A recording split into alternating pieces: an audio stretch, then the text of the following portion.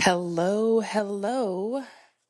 Welcome to today's episode.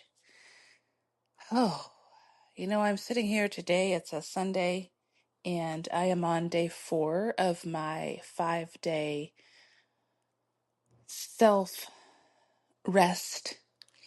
I purposefully and intentionally scheduled time off from my job, and I just picked random days. I love just picking random days because it I don't have to do anything. I can just show up and be myself. I can show up without, like, I can enjoy my day as slow as I want without it going around my work hours. I can have the perfect day that is perfect for me, whether that's going for a walk or resting. And right now, my body requires extra rest. So I am not pushing it. I haven't made plans. I've just sat around the house. I did get my hair done on Friday, the other day, which was day 2 of my 5-day thing. And then I went to Sprouts. My favorite store is Sprouts.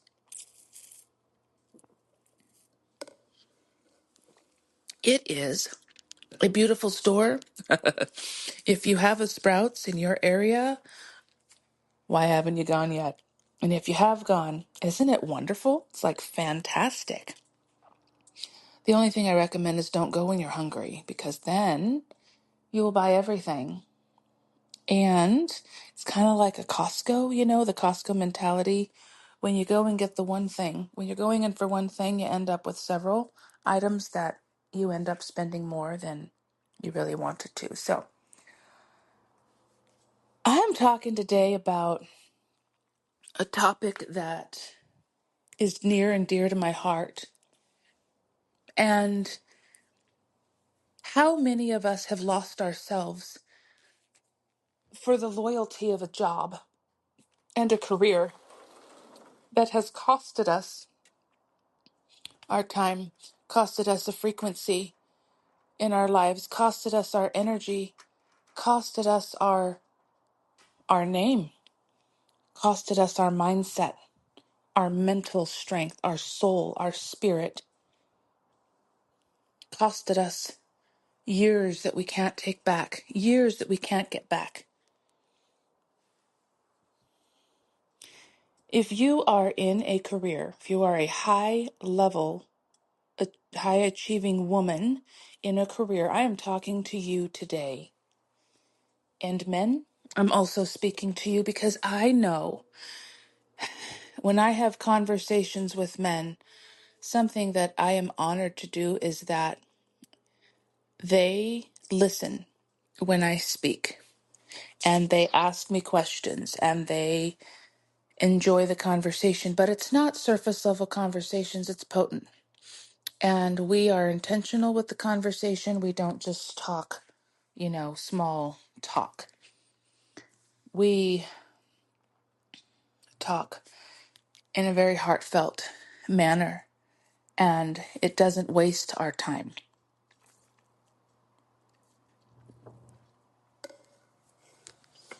Today, I'm talking to you who goes to clock in somewhere, or maybe you even have a business, and somewhere you're dreading showing up on a Monday. You're already thinking about all the things you have to get done today so you can walk through the doors on a Monday morning, or even walk into your office if you are at home, if you don't have a brick and mortar, and you're trying to figure out how the day is going to go already at 10:35 a.m. Pacific Standard Time. And if you're on Eastern Standard Time, well, your day has already started and you're partway into it. And now you are dreading showing up on a Monday morning. And is it really because it's Monday? Or is it because the environment has taught you that there's something off, right? Or is it the environment that you are dreading walking into? You know, there's a lot of folks that will live for Friday. And I hear it. I've been listening to it at my current job for 7 years. I just completed my 7 year anniversary for my current job. The year seven has a significant meaning. We believe the number seven means completion, I want to say, or new beginnings or something along those lines. And in the 7 years that I have been there, it is the number one place that I have gotten healing, where I've learned about myself, where I've done the hard work. I've paid to be in masterminds. I've gotten my coaching certification. I've coached clients. I've written people's resumes while I'm in this job. And behind the scenes, what I have been doing has been helping me to excel and grow behind the scenes, but it's also done what I'm going to call a disservice. But this is the best disservice ever known to man.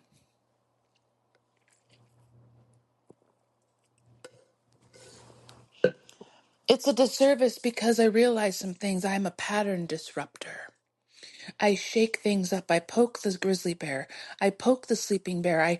I bring things to the forefront. I acknowledge things. I also show things, and I'm not people's cup of tea. I was programmed and trained, just like all of us are in the corporate world, back in the school system, how to be a compliant fish. But I've never been a compliant fish. As far back as I can remember, I have always been labeled obstinate, stubborn, rebellious. Growing up in the foster care system, I had religiously abusive foster parents my whole life. First 10 years of my life, the almost adoptive parents that I lived with were also religiously abusive. So I was labeled troubled from the very beginning. Also from social workers calling me names, labeling me. And so they said it was a bad thing, but in all honesty, is it really a bad thing? Or is it only a bad thing because it goes against the norm for people, goes against the status quo?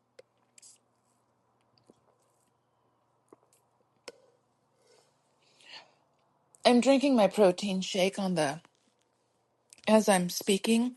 So if you hear something that sounds like I'm drinking something, it's because I need nutrients as I'm talking. So you might hear that today, but bear with me. Grab your favorite drink. I forgot to mention this at the beginning. Grab your favorite food and enjoy this episode as you are also doing something to help sustain your body and mind. So I was labeled these things, and I believed I was a problem because that's what they told me. So you get told that all of your life, you're going to believe it. So you better believe I believed it because that's what I thought I was.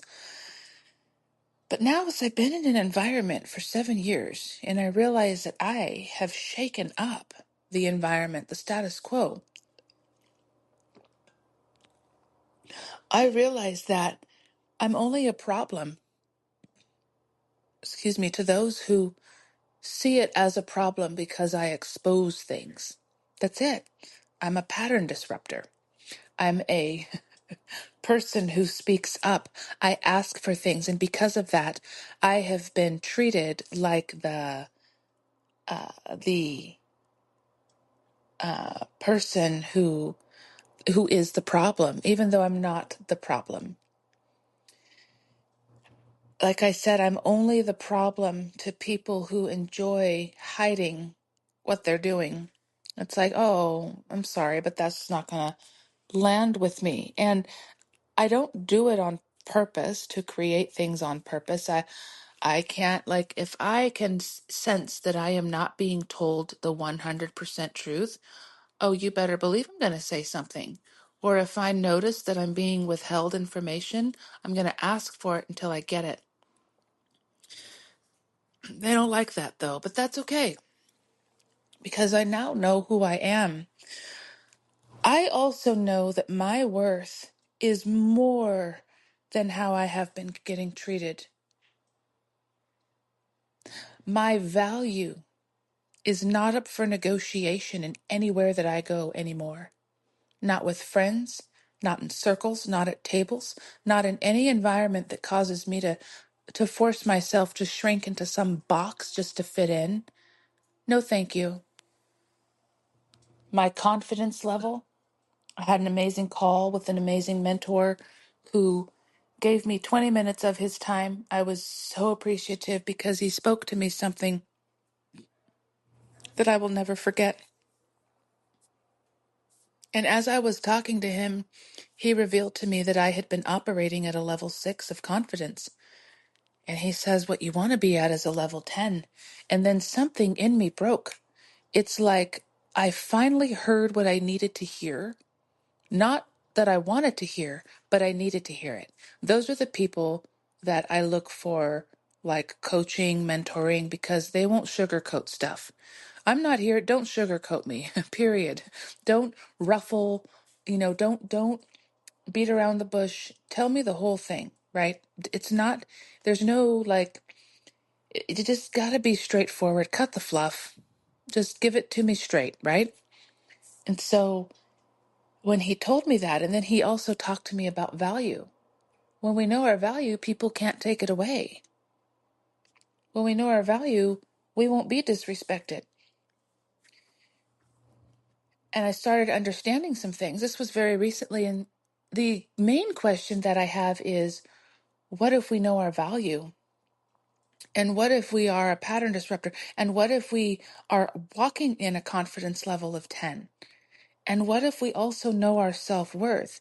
And what if us knowing that also causes people to get into a fear-based leadership style where you know your value, your worth, and your confidence, and these people that you are being led under are not treating you as such? What do you do? Right? I'm a firm believer you speak up. You don't allow, you don't tolerate. And they're not going to like it, but oh, freaking well. The ways to do that, you document things. You talk to people above the people who are doing that because it can't be tolerated. And what's very interesting is that in the workplace, in the corporate environments, especially the ones I have been to, there's a lot of things that are tolerated. And it's a pattern. And as somebody who has been working hard behind the scenes to recognize patterns, to realize like, oh crap, I'm a pattern disruptor. But also I had to look at patterns that I was in unknowingly. Very recently, I was in a meeting which happened to be on my 7-year anniversary date. I was in a meeting that could have been an email, and I realized that I was unknowingly in a pattern of things, and I found the lessons. And also, I recognized immediately patterns that the people hosting the meeting aren't. And I was thinking to myself, this meeting is not a very valuable value of our time. Not my time, not their time. It's also not a value. It doesn't add value. And the way that it's led, how do I say this? I'm just going to say it. Certain departments in organizations that are only there for the company, like HR, they are not there for the individual employee. They're there to make sure that the company doesn't get sued. Okay? So HR has a way of talking to people that is not very respectful. Let's just put it that way. You know how news anchors talk in a certain pattern? I believe HR also has been trained to talk in a certain pattern that gets people to doubt themselves and incriminate themselves by giving more information than what needs to be given. And so this is how a lot of people end up in a worser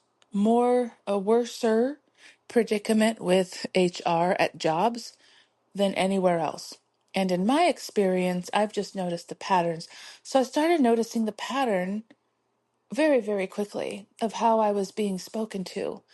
And 60 minutes, a whole hour of my time got taken because I was sitting there. I had already answered the questions. I had already given them everything that they needed. And they kept asking the same freaking question. They kept saying the same phrases. And I was like, I already answered that. I already told you no. Can we please wrap this up? And is there anything else that you need to know, or have I not already answered your question? So it is so, but they kept trying to like find things. And I realized, I'm like, this is a pattern. This is not okay. How is it that they're allowed to get away with this stuff? So I realized something though. My value and my worth did not determine how how they were going to treat me. It determined how the whole meeting was going to go, because I realized it's not a personal thing for the meeting. I don't need to make it personal, but I know my value and I know my worth. And I know that I don't have to defend myself or over explain myself. So I didn't. When we start knowing our value and our worth, we will stop being a pawn in uh people's game. There you go. We will start recognizing things. We will become aware. This is where I believe we can become a dangerous person in the workplace, because now when we start seeing things, we can't unsee it.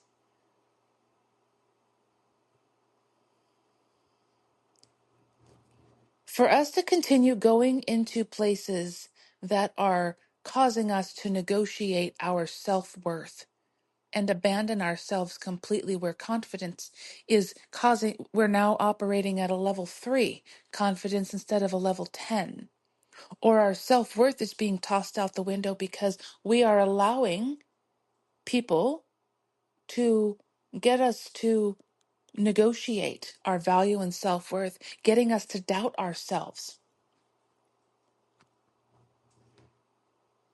And I'm telling you, when you start recognizing this stuff, you won't allow people in any type of leadership, whatever, it doesn't matter, coworker, whomever, in a work environment, you will stop allowing people to take away your worth and your value. You may even leave the place because you realize like this is not. This also goes in this also goes in line for friendship circles, tables that you go to, environments you go to, churches, families, friendships, relationships with people. Our value and our self-worth is not up to anybody else. No one can take it away. Now, I have watched people who have slowly been losing themselves, and they're stripped down to parts of themselves that they've lost, and they don't know how to find themselves. It's very, my heartstrings are tugged on when I see that, because I have compassion. I have witnessed things. Good people answering questions who are forced to doubt themselves because they're continuing to be asked questions that they then doubt their answer. And I'm like, what the heck is this? Why is this happening?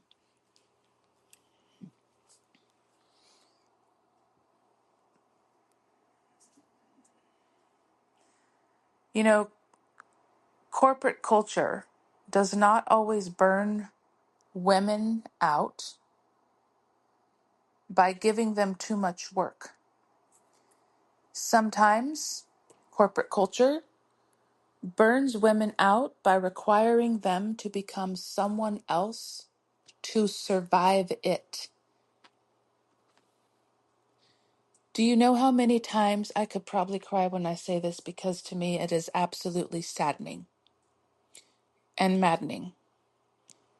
How many times I have asked beautiful people, especially women, because in my environment, corporate environment, career, I have worked mostly with alongside women. Men have either been like a doctor or the business owner.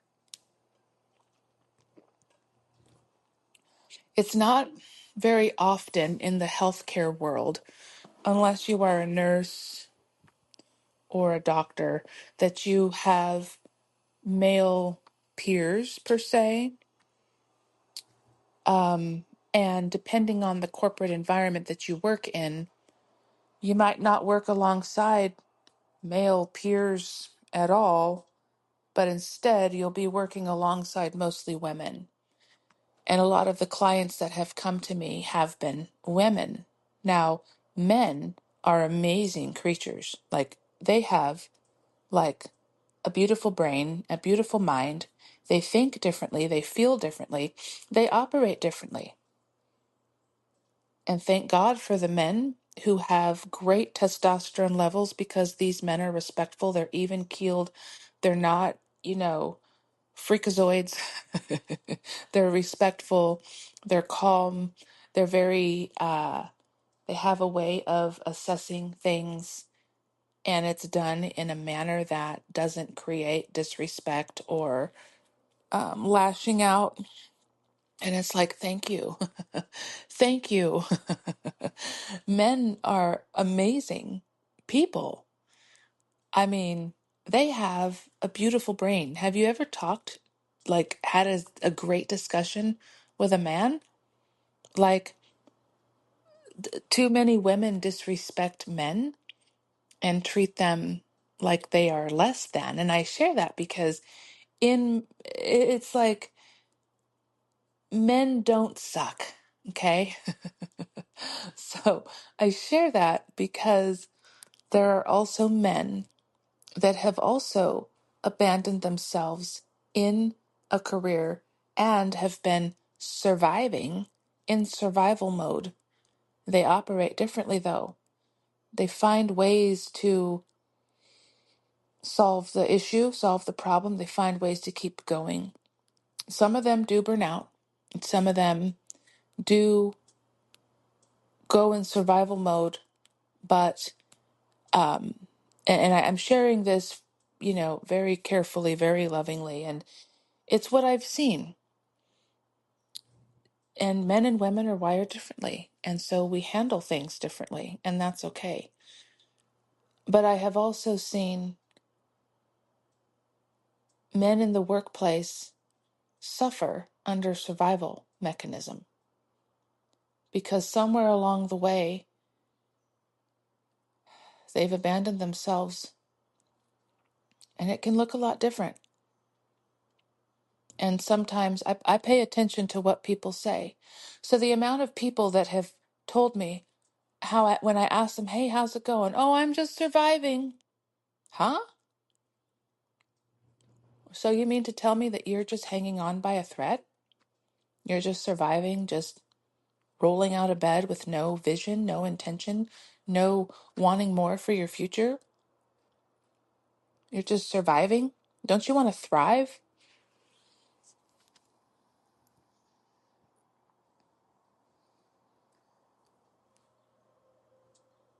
You didn't lose yourself overnight.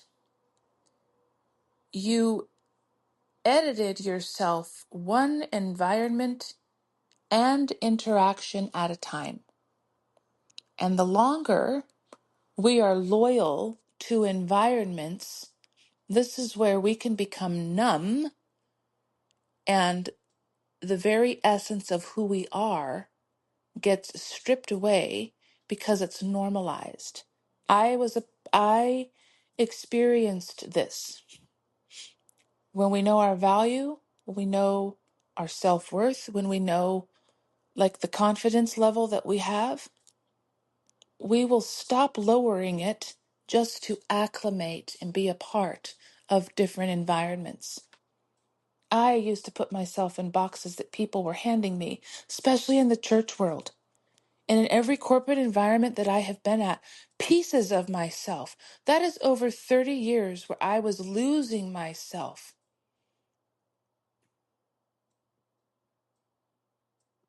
I'm not here to sugarcoat this anymore. I'm not here to, to um, pretend or water it down any longer. This is the unhinged Tiff. And I know I've been unhinged, but I just can't hide it anymore. Like, career woman, career man. Like, you're not wired to walk in survival. Our brains are wired for safety. But when you get a glimpse of the picture that I'm painting for you is, you don't have to be a rude person that, snaps people's heads off. There's a way to communicate things. When you have a confidence level that is like a 10 and above, and you have a self-worth, and you know your value, and you know your worth, you will not operate any less than that. And when you walk into environments, you will command the presence. You will command respect. I can't explain it, but have you ever seen a confident person walk in the room? People get quiet. There's a few types of people, usually two types of people. There are those who get intimidated and fearful of people's confidence. It's just what happens. And there's those who figure it's a competition. And then there are those who want to know how. These are the people that I would prefer to be around, the ones that are hungry. 3 things that you want to do in corporate. By the way, go get the book, The Ideal Team Player by Tom Lencioni. It will change how you view yourself.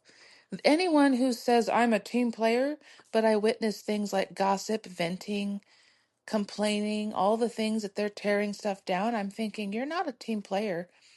You are a selfish person who's robbing the environment of an energy that doesn't need to be here. Stop thinking of yourself.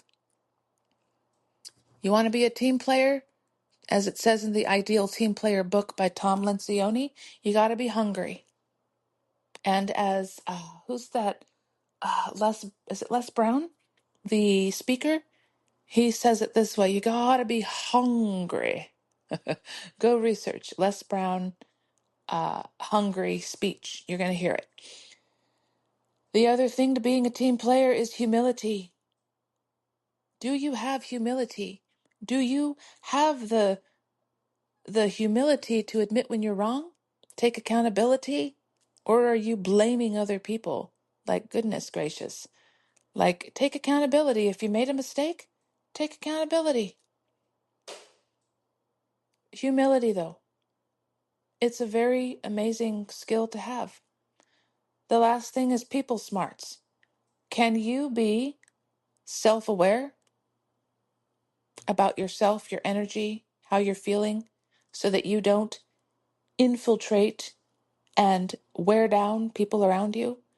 Do you have, what's it called? When you respect people's spaces, is it autonomy?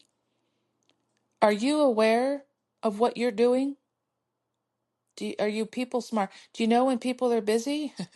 Do you know when to interrupt? Do you just have that awareness that's like a breath of fresh air? Like when you're around people that have these, you can breathe. You can actually relax.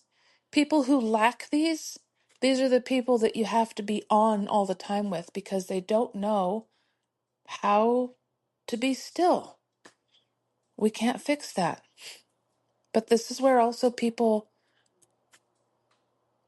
get in the patterns where they've lost themselves, they're abandoning themselves, but it's like, you gotta know, right? You gotta please be aware, right?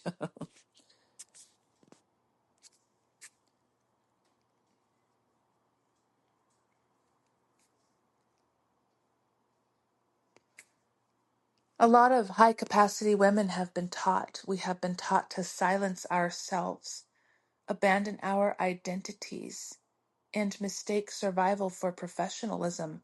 This is what happens. Waking up every day, I just want the energy to get through my day. How can I get through my day with energy? How can I walk into my job knowing that it's going to deplete me and suck the life right out of me?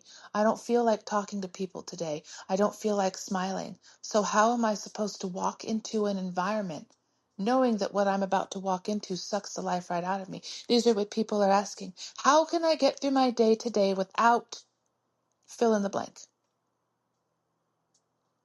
Oh, I have to walk into my job today. How am I going to get through? They're asking, how can I get through my day today? What they're really asking is, how do I say no? How do I not let the people rob me of my confidence and my strength and my self-worth and my value? How can I answer questions strongly?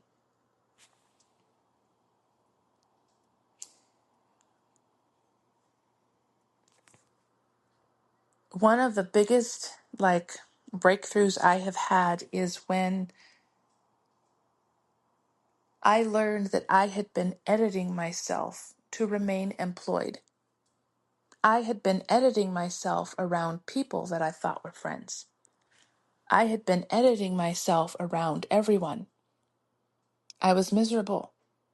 I was trapped.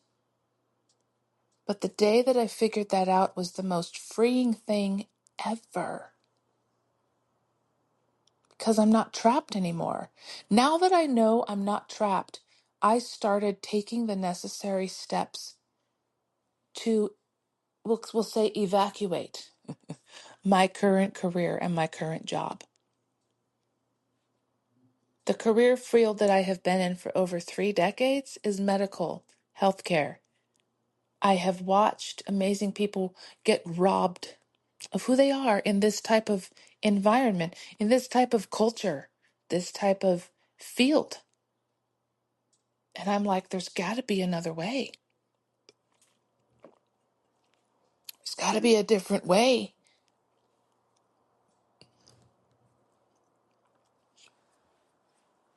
There's got to be something else where I don't have to edit myself. And um, you can just tell when it's time to go. And it's time. And many times, like I said in the beginning of this podcast, we mistake loyalty for good, for doing good. Loyalty is what causes us to abandon ourselves. Loyalty is what causes us to edit ourselves and remain in places that rob us of who we are. Excuse me, that's what loyalty does. And is it really called being loyal if we are sacrificing ourselves? You don't get a badge of honor for loyalty. You don't get a badge. You do. You get certificates, but you're also rewarded for burnout. Have you noticed that? Most corporations will pay you, or yeah, you will get paid for not taking your PTO. And do you know how many times I have heard people praise themselves? Oh, I don't take time off. I work like 100 hours a week. Okay. You look exhausted, by the way. And how's your personal life? How's your health? Yeah, these people looked exhausted,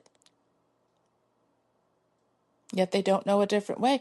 They're rewarded for not taking sick time, but for coming to work sick, they're praised. Isn't this interesting? It's like backwards.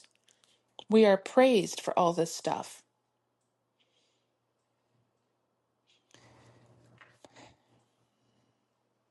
Let this episode be a reminder that you do not have to lose yourself anymore to stay loyal in any environment that has costed you your life, your livelihood, costed you thriving, and has put you in surviving. Let this episode, this is not some complaining, venting episode. This is not some episode where it's like corporate sucks. No, no, no, no. Mm-mm. This is where you get to come back home to yourself and stop playing the victim. You don't get to play the victim. You get to understand your responsibility, your part in this. And once you do, it's a beautiful thing. This is not a bash. This is not a you suck because you've allowed this to happen. No, no, no, no. We don't know what we don't know. And because we can grow numb to everything that I mentioned, we can forget who the hell we are. And when we look in the mirror, we just go through the motions. But instead, today, let this be the day that you look in the mirror and say, you know what? Where have I been loyal? What company am I keeping? You got to ask yourself these questions. What boundaries have I set today? Why am I surviving? What the hell? What am I doing? I want to thrive. Do you want to know what thriving looks like? I'm going to paint a beautiful picture for you, and I'm going to close with this. I want you to close your eyes unless you're driving or chopping vegetables. Please use this safety. I want you to close your eyes. I want you to right now envision what your life and what your day and what your routine looks like as of today. What does it look like? Then I want you to I'm going to paint a vision for you. When you wake up every single day, what does your perfect day look like? What do you do? What do you wear? What do you put on? What fragrances do you smell? Do you enjoy sitting in the sunshine? Do you enjoy slower mornings? Do you enjoy sipping your coffee or tea? What conversations do you enjoy having? What are you wearing? Where are you going? What does your perfect day look like? What is your current routine versus what would your perfect routine look like every single day? What foods are you eating? Are you going for walks? Are you going to the gym? Or what are you eating? What are you watching? What are you reading? What are you listening to?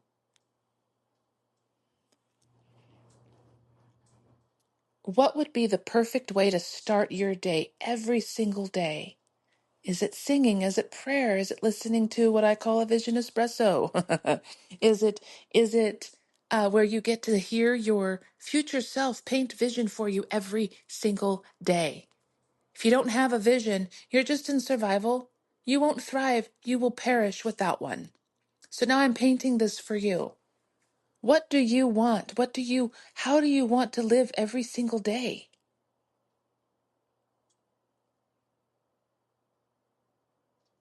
Most of our energy is spent focusing on what we dread. But instead, what if your perfect day could be focusing on what you love? How you love to start your day? What what does your perfect day look like? What store do you go to if you're going to leave the house?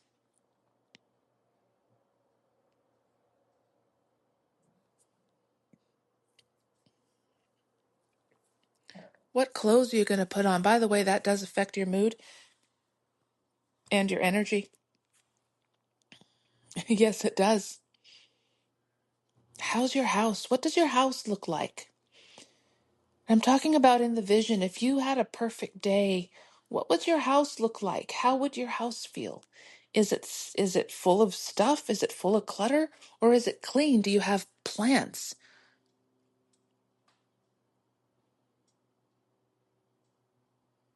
Do you have things that need to be hung on the wall? I'm painting the picture for you because today is the day as you listen to this, and I don't care how many times you listen to this, you get to change how you are moving every single day. This is where things start changing, because this is where you're going to notice the patterns. You're going to notice you've been in survival, and today you're going to wake up. Today you're going to wake up and you're going to stop playing the part. You're going to stop faking. You're going to stop surviving. But you get to choose today how that's going to go. By the way, if you're not going to do the exercise, then I don't know what to tell you. You're still going to be in the same place. I'm not here to sugarcoat stuff for you today. I'm not going to do that ever again. I'm not going to make this sound like it's some beautiful thing that we go through. Oh, no. No, we get to choose how we live every single day. No one else gets to dictate that for us. And I'll close with this. It is people that will try to rob you of everything that I talked about today. It is also ourselves that will try to rob us as well. But it is also us that gets to get out of survival and move towards the life we want to live. And we got to take a good hard look in the mirror. I'm just a conduit. I'm just a vessel. That's it. I am just a messenger. And let this be the cost that I've paid. Let it be for you. I'm giving you an easy route, an easy method, because I've paid the cost so that you don't have to. And so that concludes today's episode. I want to say thank you for choosing you to listen. I would love to hear what happened for you when you did that exercise at the end.